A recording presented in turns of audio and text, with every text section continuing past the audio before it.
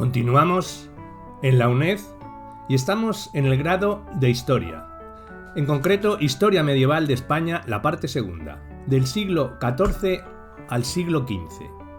Y vamos a hablar del compromiso de Caspe. En 1412 tuvo lugar el compromiso de Caspe, por el cual la dinastía castellana de los Trastámara subió al trono de la corona de Aragón. Caspe ha sido juzgado como uno de los acontecimientos más singulares de toda la Edad Media, si bien la valoración e interpretación que se ha hecho del mismo no ha seguido siempre una misma dirección. Trataremos de observar la forma en que las obras generales de España y Cataluña, de las dos primeras décadas del franquismo, se refieren a este suceso histórico y sin ellas y en ellas predomina una visión mayoritariamente castellanista. El compromiso de Caspe, es decir, el pacto suscrito en 1412 entre representantes de los reinos de Aragón y Valencia y del Principado de Cataluña para elegir al sucesor del rey Martín I, pacto que supuso la entronización en la corona de Aragón de Fernando I de Antequera y por tanto de la dinastía castellana de los Trastámara, ha sido objeto de juicios historiográficos y políticos de muy diverso signo. Mientras desde algunas perspectivas se ha tomado como un paso importantísimo en el proceso de construcción de la nación española, desde otras se ha considerado un hecho traumático en el desarrollo y evolución de la vieja corona de Aragón y en las propias aspiraciones nacionales de Cataluña. La historiografía de corte nacional, que ha tenido siempre a presentar la historia de España desde un enfoque unitario, aún reconociendo en mayor o menor medida la pluralidad histórica, política y cultural de nuestro país, ha entendido normalmente el compromiso de Caspe como paradigma de la democracia en la Edad Media y como ejemplo responsable de autodeterminación que da salida por vías pacíficas a un conflicto dinástico de difícil solución.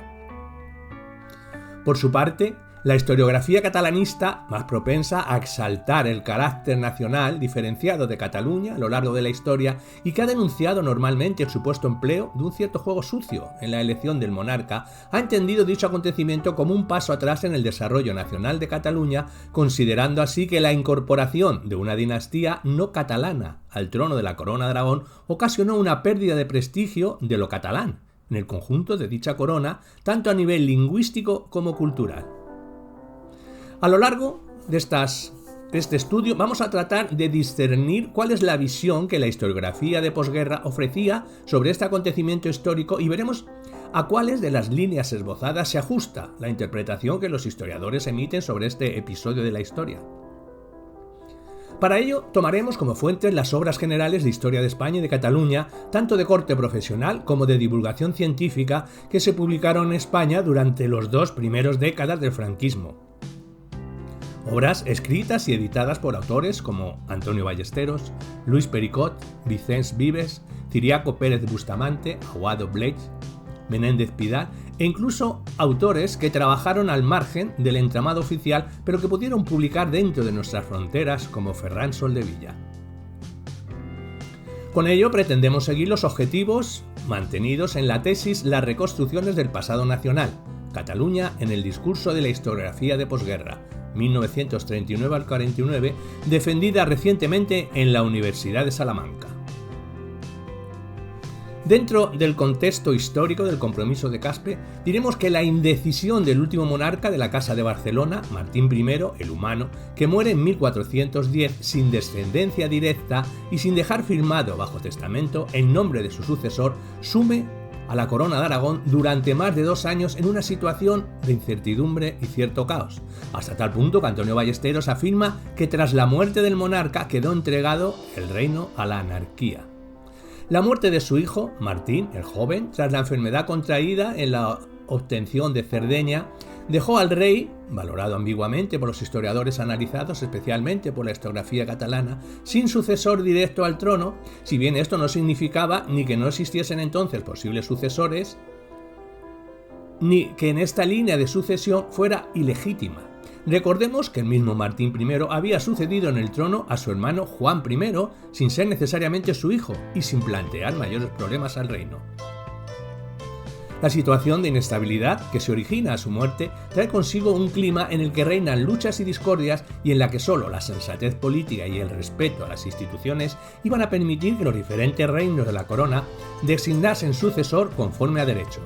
Normalmente la historiografía analizada suele hacer alusión a las diferencias de criterio que en relación al problema planteado se dan no solo dentro de cada territorio, sino también entre la opinión mayoritaria de cada uno de los reinos de la corona.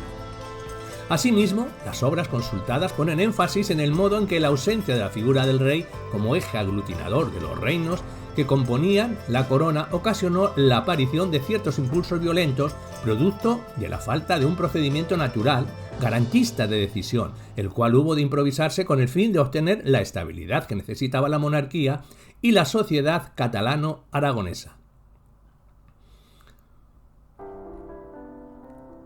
A pesar de la existencia de esta serie de inconvenientes, la historiografía de posguerra suele referirse al compromiso de Caspe como un acto de responsabilidad que nace y se desarrolla como fruto de las raíces espirituales que se arrogan a la corona de Aragón: el amor a la justicia, el respeto a las instituciones y, repetimos, la sensatez política se entiende posibilitaron que el acontecimiento pudiera desarrollarse en un ambiente de aparente normalidad. En este orden de cosas, la actitud de Cataluña en la elección del rey sucesor es valorada generalmente como una actitud ejemplar. Se suele aludir a la forma en que el Parlamento catalán estuvo animado por un espíritu de altura de miras y se celebra que el Principado rechazara la posibilidad de imponer a los demás estados de la corona un rey a su gusto y que decidiese enviar una comisión de embajadores a cada uno de los reinos para resolver los conflictos nobiliarios que habían surgido en estos. Todo ello hacía de Caspe, y así se manifiesta en obras consultadas, un ejemplo de sensatez que afirmaba Antonio Ballesteros pocas veces que se repetiría a lo largo de la historia. Esta opinión es ostensible en el resto de los historiadores de la época, que como María Comas entienden que sobre el clima de anarquía que reinó durante el interregno se impuso el buen criterio, ya que aragoneses, catalanes y valencianos acordaron resolver el pleito jurídica y pacíficamente, alejándose con ello el peligro de guerra civil. Por su parte, Vicens Vives, que entendió la elección de Fernando de Antequera como la del candidato capaz de resolver las tensiones políticas y sociales originadas tras la muerte del rey Martín I, entendía el compromiso como producto del pacticismo medieval catalán. Por su parte, Ferran Soldevilla, que operó al margen del entramado oficial, pero cuyas obras siguieron publicándose dentro de nuestras fronteras, difiere notablemente de esa impresión tan voluntarista y optimista que compartía la historiografía catalana del momento. En primer lugar, este historiador barcelonés afirma que dentro de la Corona de Aragón, Cataluña fue el único elemento que conservó e intentó garantizar realmente la paz. En segundo lugar, considera que en todo momento Cataluña se afanó por resolver la sucesión al trono de forma consensuada con el resto de territorios que integraban la corona, si bien aquella se diferenciaba de estos por el carácter más democrático, plural y representativo de su parlamento. Por último, y esto es lo verdaderamente significativo del discurso de Soldevilla, se afirma que ya desde el inicio del proceso a Cataluña no le quedó más remedio que aceptar la elección de sus compromisarios si quería evitar una situación de ruptura que ciertamente no deseaba. Ahí, y solamente ahí, radica para este historiador barcelonés la verdadera ejemplaridad de la ciudad catalana. El grueso de la historiografía analizada no pone especial énfasis en las razones que motivaron la elección de Fernando de Antequera como monarca. Santiago Sobrequés opina que en la elección del rey prevalecieron motivos políticos y religiosos en relación con el cisma de Occidente. Por su parte, Federico Udina Martorell alude a una cuestión puramente jurídica y al carácter y el perfil del candidato de origen castellano. En otro orden de cosas, la recepción por parte de Cataluña de la resolución del compromiso es vista como negativa, como con una especie de esperanza y recelo, si bien algún autor hace hincapié en el modelo en que el Principado actuó siempre con lealtad, como es el caso de Julián María Rubio, quien señala que Cataluña aceptó y recibió de buen grado al nuevo rey. El Parlamento de Cataluña, conduciéndose con gran lealtad para con el nuevo rey, antes de disolverse, procuró reducir a obediencia al de Urgel. Esa reticencia a aceptar la resolución se debía en primer término, y como señalan Antonio Ballesteros y Udina Martorell, a que el candidato Jaime I de Urgel contaba con mayores simpatías en Cataluña y se debía, en segundo lugar, tanto al procedimiento seguido en Caspe como a la procedencia castellana del nuevo monarca, ajeno a los valores y sentimientos de la corona de Aragón. Alberto del Castillo considera que la subida al trono del nieto de Pedro IV, el ceremonioso, contravino la tradición catalana de asunción del trono por línea masculina, representando la introducción de una dinastía castellana en Aragón que procura la incorporación moral de la corona aragonesa a Castilla. Hablemos de la importancia del compromiso de Caspe como agente de unidad. Para la historiografía analizada, la verdadera significación de Caspe reside en el hecho de que dicho compromiso constituye uno de los pasos más importantes, con anterioridad al reinado de los Reyes Católicos, en el proceso de unidad hispánica. La consecuencia más inmediata del compromiso de Caspe fue la unidad dinástica que se dio entre las coronas castellana y aragonesa después de la celebración del mismo. La historiografía de posguerra entiende que este acontecimiento histórico como una derivación natural del progresivo acercamiento que durante la Edad Media se fue dando entre las diferentes dinastías peninsulares, el cual conduce, como paso previo, a la unión de ambas coronas en la figura de los Reyes Católicos. Antonio Ballesteros entiende la unión de estas coronas como un acontecimiento fructífero e inesperado, como una realización dinástica que no podían sospechar los contemporáneos de aquella época. Del mismo modo, Menéndez Pidal entiende el compromiso de Caspe como un paso más de fortalecimiento de la unidad dinástica que se venía produciendo a lo largo de toda la Edad Media y que de hecho seguirá produciéndose con posterioridad. Además, asegura este historiador que ese proceso de unificación se vio inmerso en un contexto en el que todos los reinos se sentían incluidos dentro de cierta unidad cultural basada en una larga tradición política y religiosa común a la España romana y goda. Este hecho resulta de notable importancia si tenemos en consideración, además, que en aquella época el rey era el órgano supremo en el que se reunían los diferentes ámbitos de la administración, incluido en aquellos distritos administrativos autónomos donde le competía un derecho confirmatorio de inspección y ordenación. En este sentido, la historiografía de posguerra lo que hace es valorar de forma muy positiva la función del rey como punto de partida de toda organización jurídica. Por otro lado, el compromiso de Caspe es entendido como agente de unidad política, que llega hasta esta época de los Reyes Católicos, y a partir de la elección de Fernando I como rey de Aragón se produciría un acontecimiento político que la historiografía analizada no deja de reconocer.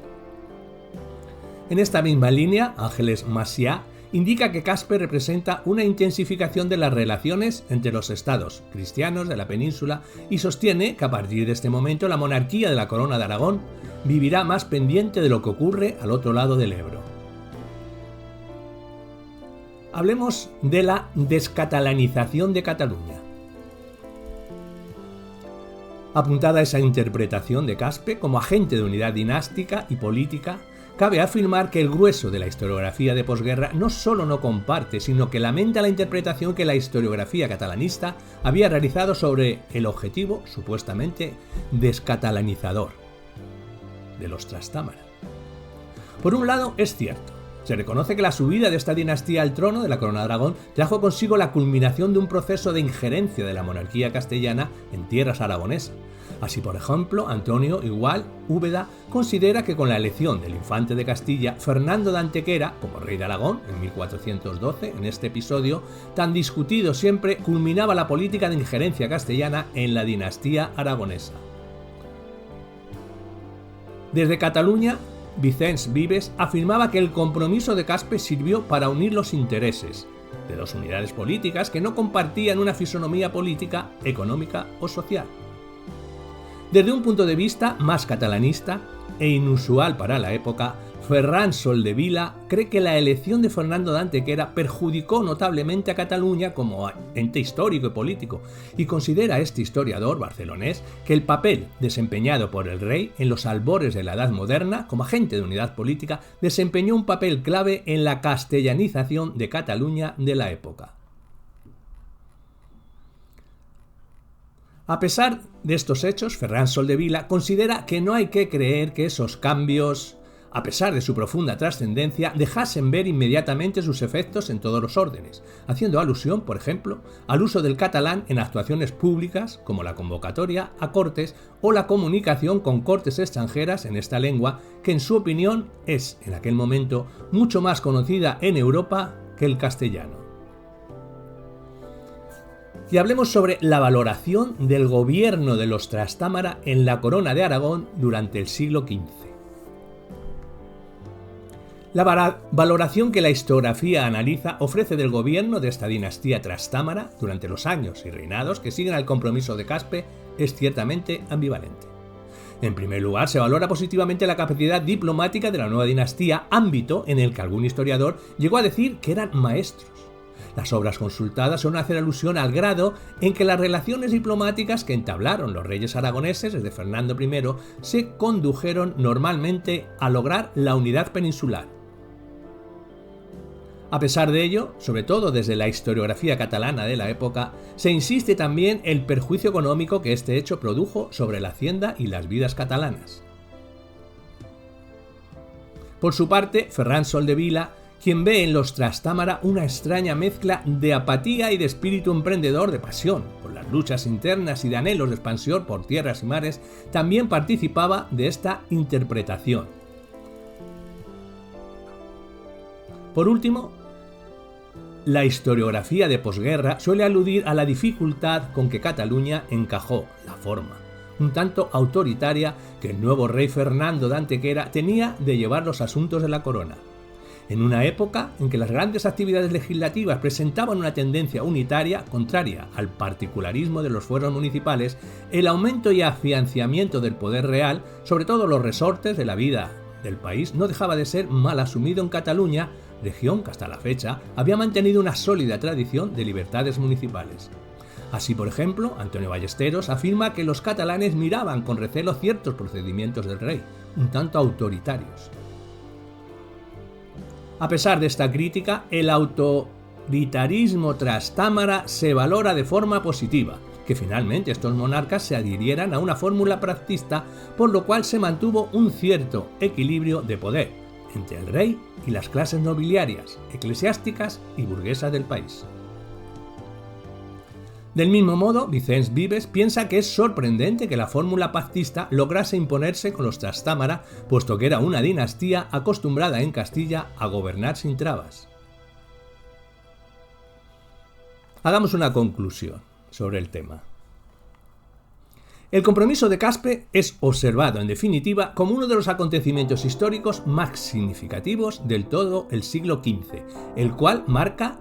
indefectiblemente el proceso de unidad, dinástica primero, nacional después, que se irá desarrollando con el paso de los años y de los siglos. La historiografía de posguerra es consciente de la utilización partidista que se había hecho del compromiso de Caspe y por ello tendió, a su manera, a deslegitimar aquellas interpretaciones historiográficas que contravenían el significado que verdaderamente tenía para ella este episodio de la historia. No obstante, durante estos años, el compromiso de Caspe, lejos de ser contemplado de modo uniforme, siguió estudiándose desde diferentes puntos de vista. Así cabe diferenciar las tesis de una serie de historiadores cuya interpretación de la historia se asemeja a la que había ofrecido buena parte de la historiografía liberal, de corte conservador y católico, y las tesis de otra serie de historiadores, generalmente procedentes de Cataluña, que introdujeron ciertos matices dentro de este debate. Añadido a esto, hay aspectos dentro del análisis del desarrollo de este acontecimiento histórico que, de haberse abordado en mayor profundidad por parte de estos historiadores, podrían habernos dado más pistas sobre el discurso existente en esta época en torno al papel desempeñado por Cataluña con respecto a este hecho histórico. Entre estos aspectos destaca la forma en que debía prevalecer la línea masculina o femenina en dicha sucesión, los motivos que pudieron impulsar a cada uno de los reinos a tomar posición por uno u otro candidato, el grado de unidad y consenso que pudiera haberse dado en los diversos reinos en torno a cada candidato, el modo en que cada reino se movió por intereses propios, el cual, si bien aceptó inicialmente el veredicto, luego se sublevó y fue derrotado militarmente en Balaguer en 1413. En líneas generales, la elección de Fernando I en Caspe, acto que sirvió para dar forma jurídica a la elección del sucesor, no supondría para el grueso de la historiografía analizada la apertura de un proceso de descatalanización de Cataluña, sino simplemente el acercamiento de intereses políticos entre dicha corona y Castilla. No obstante, a este aspecto cabe diferenciar en buena medida las tesis planteadas por buena parte de la historiografía catalana del momento y la de los historiadores del resto peninsular que plantearon una visión de corte nacional español. Asimismo, no suele hacerse hincapié en el modo en que la nueva dinastía pudo haber alterado las formas de vida política y social de la corona y de Cataluña, sino que más bien se tiende a resaltar el modo en que los diferentes reyes Trastámara se sometieron y guardaron los usages, constituciones y leyes del país y se acogieron a la fórmula pactista. El balance general que se hace de la política seguida por los Trastámara durante los reinados que suceden al compromiso es, en términos generales, positivo, si bien cabe destacar de nuevo la importancia que a este respecto tienen las interpretaciones que se observan dentro de la historiografía catalana de la época. Como hemos observado con anterioridad, si bien se destaca la capacidad diplomática de la nueva dinastía y el impulso y dinamismo político que supieron imprimir a la política exterior de la corona, se juzga el autoritarismo con que obraron o las repercusiones económicas que tuvo para los diferentes reinos, especialmente para Cataluña, dicha política exterior. Con relación al papel desempeñado por Cataluña, cabe afirmar que la historiografía de la época entiende que este territorio obró con lealtad, que no intentó imponer su parecer ni se rebeló después contra la sentencia promulgada en Caspe. Por el contrario, y a pesar de la mala acogida inicial de la misma, acabó acatando la resolución y luchó para que el nuevo rey obrase sin más privilegios de los que establecían las leyes del país, ajustándose a las leyes pacionales y al bien común.